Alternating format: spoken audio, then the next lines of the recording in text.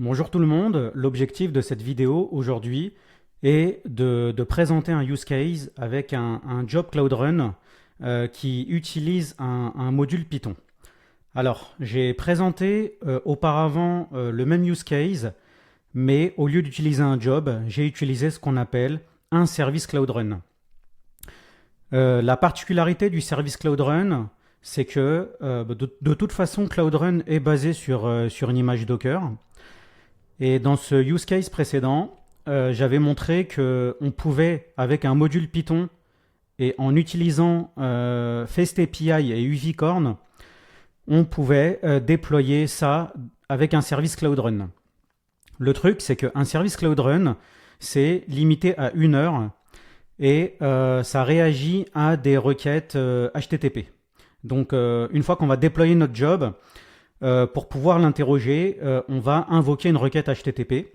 Donc ça va répondre à des besoins comme par exemple, je sais pas, le fait de déployer une API en serverless et exposer un endpoint. Là derrière, on va pouvoir invoquer notre service directement via une URL HTTP et ça va répondre à notre besoin. Notre programme va faire le travail et ça va être bon. Parfois, on va avoir besoin de faire des jobs plutôt que de faire des services. Et la particularité du Cloud Run Job, c'est que le job peut durer jusqu'à 24 heures. Donc, on peut avoir ce qu'on appelle des long running jobs. Donc, si on a des traitements qui sont plus longs, on a besoin de plus de temps, on va utiliser plutôt un job plutôt qu'un service. Et dans ce cas-là, on n'a pas besoin d'avoir un serveur web pour justement y hoster notre application. On va directement développer notre programme et dans ce cas-là, notre module Python. Et on va installer et utiliser ce module Python dans un conteneur Docker qu'on va déployer sur Artifact Registry. Et ensuite, le job Cloud Run va se baser sur ce module Python et on va pouvoir l'exécuter en serverless. Et si notre job a besoin de durer longtemps, ça va fonctionner également. Donc voilà pourquoi j'ai souhaité montrer les Cloud Run Jobs en plus du use case précédent qui concernait les services Cloud Run. Alors rapidement, quelques mots sur moi. Alors moi je m'appelle Mazloum Tosun, je suis Google Developer Expert sur Google Cloud et je suis aussi Head of Data and Cloud chez GroupBiz. GroupBiz, c'est un groupement de freelance tech en France. Donc si vous avez des questions, n'hésitez pas à m'envoyer des messages privés sur les réseaux et je vous renseignerai par rapport à ce qu'on fait avec GroupBiz. Pour tous les use cases que je crée ici, c'est publié dans notre chaîne YouTube GCP Learning. Donc n'hésitez pas à vous abonner à la chaîne. La plupart du temps, ce que je fais, c'est que je développe le code sur mon compte GitHub et ensuite je crée les vidéos et l'article associé.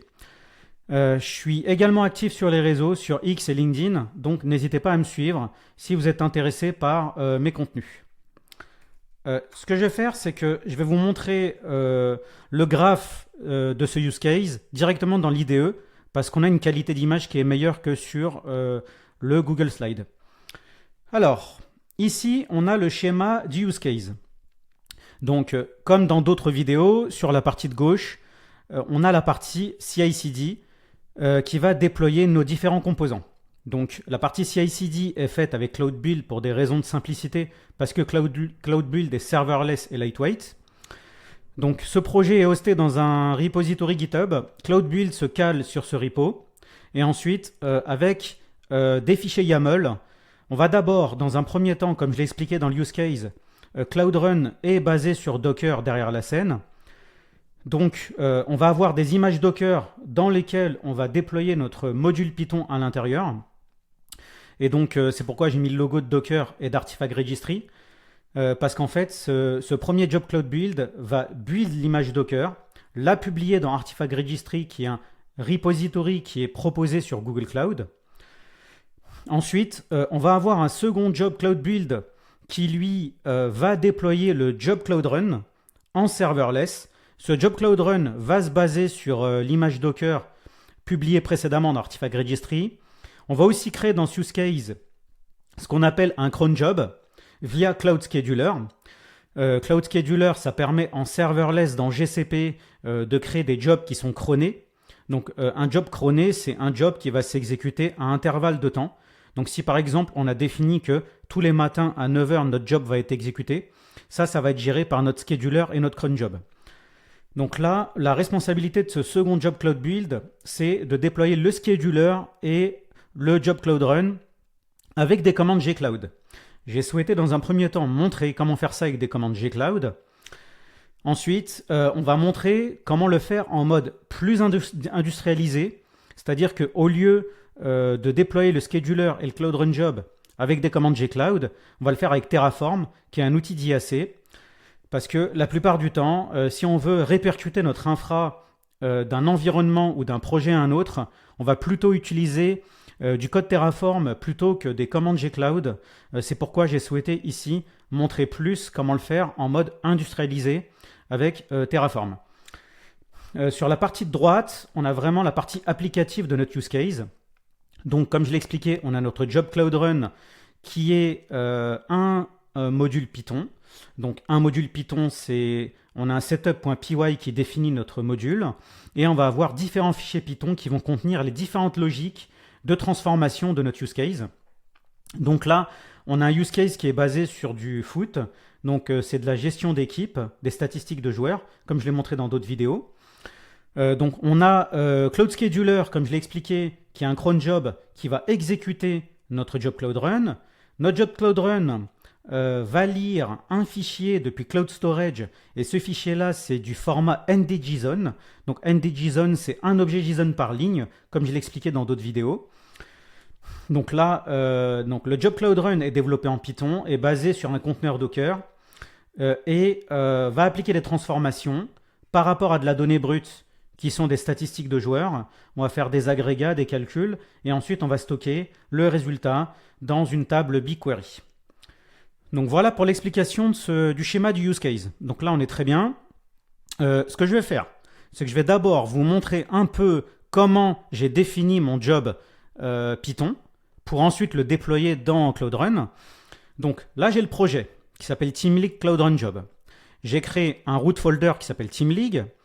À l'intérieur, un subfolder qui s'appelle Job. Et à l'intérieur de Job, je vais avoir tout ce qui concerne ce job. Donc, j'ai toute la logique de fichiers avec du Python. Et je vais aussi avoir l'image Docker associée, parce que Cloud Run est basé sur Docker, sur un conteneur, et en l'occurrence, dans cet exemple, Docker. Donc, au lieu de mettre le Dockerfile à la racine du projet, je l'ai mis à l'intérieur du folder Job pour que ça accompagne le reste des fichiers. Comme ça, vraiment, si on avait eu d'autres jobs Cloud Run, chaque folder aurait eu son Dockerfile et on aurait mieux visualisé le Dockerfile qui concerne le job en cours. Donc, je vais vous montrer un peu comment ça marche. Pour développer un module Python, on a besoin d'un fichier qui s'appelle setup.py-file. Donc là, ce setup.py, je vais lui donner un nom de module, TeamLeague Cloud Run Job, une version, une description, et ensuite, je vais dire que je vais déployer ce module avec aussi une gestion de package. Donc jusqu'ici, tout va bien. Ensuite, à l'intérieur de mon folder Job, je vais avoir bien évidemment un programme Python. Le point d'entrée, c'est un fichier main.py-file. Donc, dans mon main.py-file, je vais avoir un main de façon classique. C'est un programme Python classique, quoi. Et ce programme Python, comme je l'ai expliqué, va récupérer des variables d'environnement. Ensuite, via les clients Python, on va pouvoir lire le fichier d'entrée de la donnée brute depuis Cloud Storage. On va appliquer différentes transformations en Python avec une syntaxe un peu orientée programmation fonctionnelle ici. Je ne vais pas rentrer dans le détail des transformations parce que je l'avais montré dans d'autres vidéos et ce n'est pas l'objectif de cette vidéo ici. Une fois que j'ai appliqué les différentes transformations, je prépare ma configuration et je charge le résultat dans une table BigQuery. Donc avec cette syntaxe, j'attends que le load job, c'est-à-dire l'action dans BigQuery, se termine pour terminer mon programme. Donc là, mon programme Python a été montré. Comme je l'ai expliqué, on a de la logique qui est séparée dans différents fichiers. Donc on est vraiment dans un module Python. On est dans du real world. On est dans des cas où on va retrouver ça chez nos clients. Parce que la plupart du temps, nos applications Python, ça ne va pas être de la logique qui va être mise dans un seul fichier, mais dans différents fichiers, avec de la séparation en responsabilité. Donc jusqu'ici, on est bon. Ensuite, je vais avoir ce qu'on appelle un fichier requirement.txt qui va proposer tous les packages nécessaires. Bon, en réalité, FastAPI, UVcorn, j'en ai pas besoin ici parce que c'était plus pour la partie service Cloud Run, mais pas pour le job. Donc là, je l'enlève en live. Donc on a besoin de certains packages open source comme Dacit et Tools, et surtout Cloud Storage pour lire la donnée de GCS, les fichiers de GCS, et Cloud BigQuery pour stocker le résultat dans BigQuery. Donc jusqu'ici, on est bon. Une fois que j'ai fait ça, je vais préparer mon Dockerfile. Et dans mon Dockerfile, ce que je vais faire dans un premier temps, c'est que je vais copier le requirement.txt dans mon conteneur. Je vais installer les packages dans mon conteneur avec pip-install-requirement.txt. Ensuite, je vais mettre un workdir qui est app. Je vais copier mon fichier setup qui va me permettre d'utiliser un module Python. Donc ça, je vais le copier à la racine de app.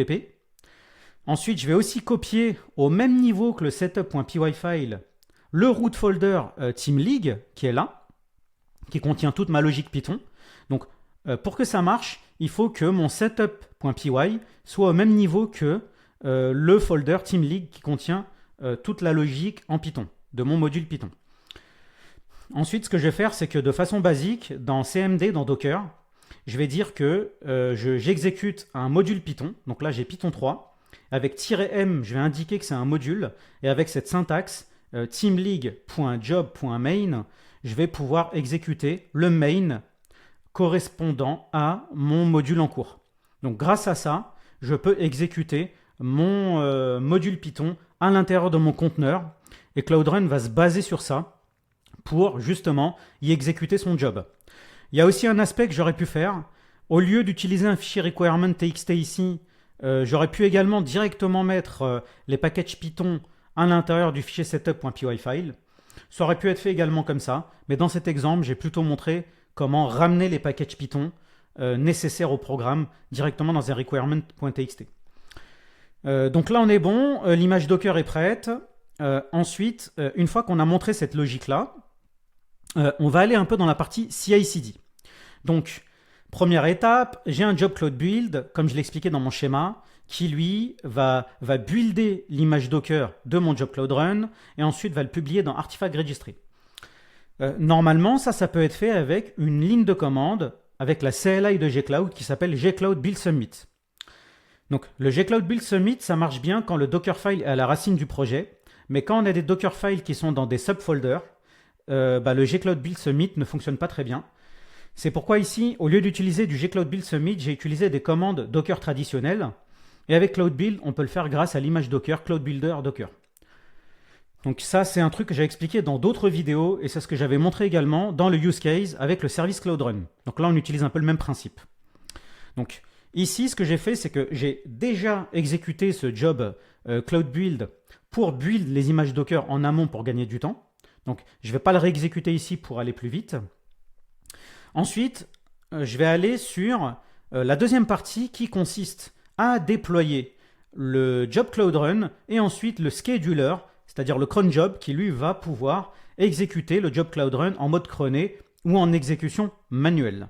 Donc ce que je vais faire, c'est que avant de rentrer dans les scripts pour vous montrer plus d'explications, je vais exécuter le job Cloud Build pour gagner du temps. Donc il est là. Donc dans mon README, j'ai préparé des lignes de commande. Donc je vais aller dans ma session shell, je vais zoomer ma session shell ici et je vais pouvoir déployer mon scheduler et mon job Cloud Run avec des commandes gcloud. Donc je reviens ici dans mon job Cloud Build, j'invoque deux scripts bash ici, donc j'ai un folder qui s'appelle script. Je vous montre d'abord le script avec une commande gcloud qui permet de déployer le job Cloud Run. Donc on veut gcloud run job deploy. On lui donne un nom de job. On doit lui passer le chemin de l'image Docker qui a été publié précédemment dans Artifact Registry. Donc voilà, donc ça c'est le chemin de l'image Docker avec le nom du projet, le repo, le job name et le tag. On lui passe le project ID, la location, un service account. On peut lui passer un service account plutôt que d'utiliser un service account par défaut dans GCP. ce qui n'est pas forcément une bonne pratique parce que ça va utiliser des services account par défaut comme celui du compute. J'ai créé mon propre service account ici qui a les permissions nécessaires pour pouvoir déployer mon job Cloud Run. Donc gcloud run job deploy, ça permet de déployer un job Cloud Run basé sur une image Docker. Donc là, je lui dis qu'en cas d'erreur, je peux faire 3 retries et je peux lui passer des variables d'environnement.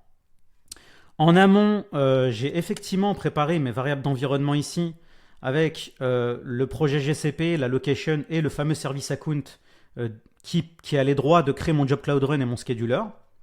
Donc là, j'ai mon job name, le repo, l'image tag et différents paramètres comme la table BigQuery de résultats et aussi les buckets d'entrée. Donc jusqu'ici, on est bien. J'ai aussi les éléments pour Cloud Scheduler comme le scheduler name et le cron. Une fois que j'ai montré ce script-là, je vais montrer la deuxième partie qui est comment on va pouvoir créer un scheduler dans GCP en serverless. Donc on a la ligne de commande gcloud, gcloud scheduler job create, HTTP. On lui passe le scheduler name, la location, le scheduler cron, une description si on le souhaite, et ce scheduler va devoir pointer en URI vers le chemin du job Cloud Run qui a été déployé précédemment. Donc, avec cette convention-là, location run googleapis.com, on récupère le chemin du job Cloud Run avec /project_id /jobs/jobname et 2.run. Donc, grâce à ça, on a aussi besoin de faire un HTTP méthode post et on peut également passer un service account ici qui va justement avoir les droits sur le scheduler et également sur l'URL du job sur lequel on pointe.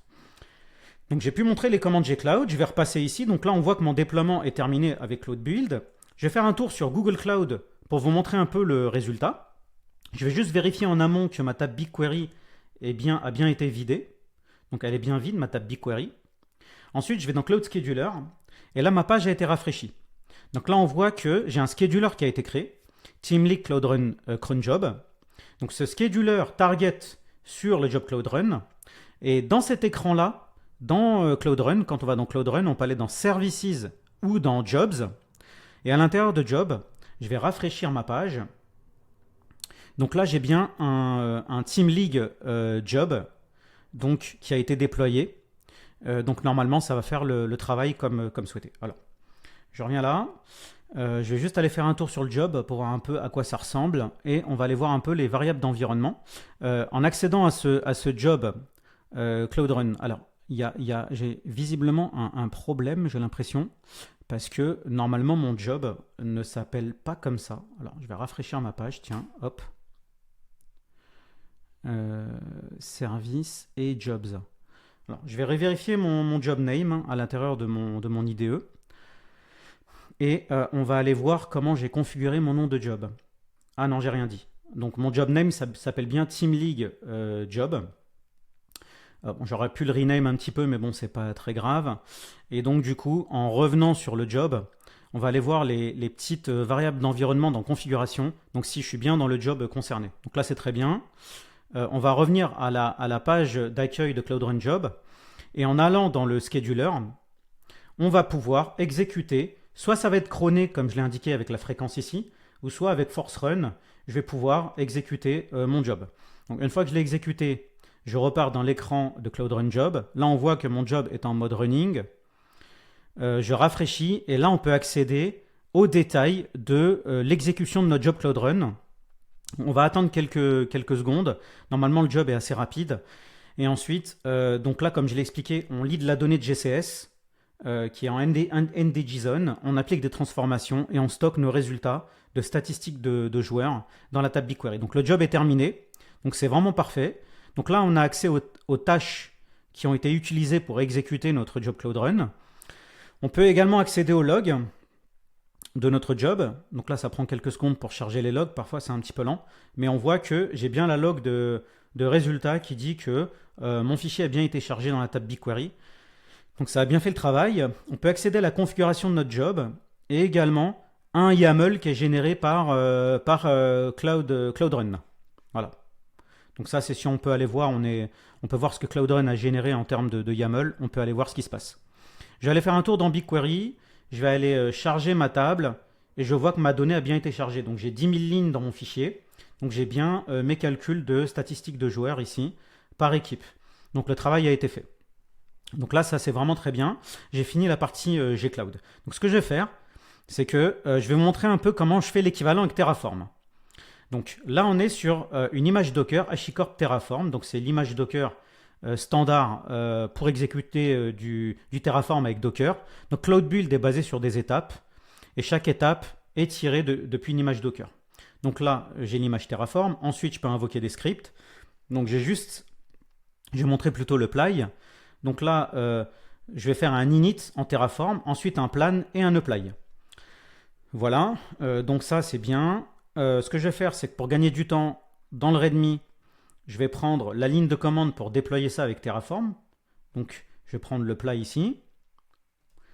Je vais aller dans la session shell et je vais exécuter le déploiement du scheduler et du job avec Terraform.